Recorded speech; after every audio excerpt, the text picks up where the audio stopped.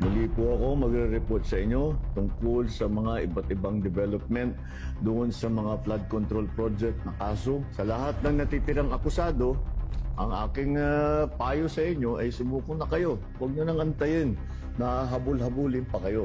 Mas maganda para sa sitwasyon ninyo na sumuko na kayo para maganda ang inyong pagsagot sa mga aligasyon na dinala kontra sa inyo. Sa mga nagtatangkad tumulong sa pagtatago, tandaan ninyo na kahit papano mananagot din kayo kung kayo ay nagtatago ng isang fugitive from justice.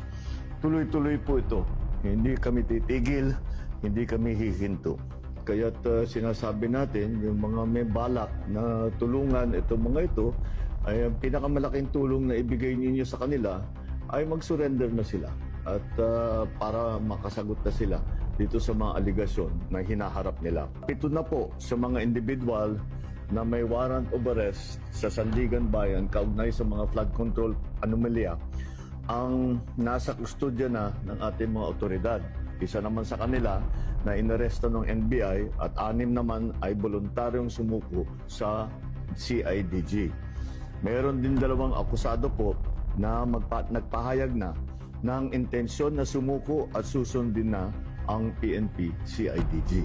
Wala pong mga special treatment itong mga ito.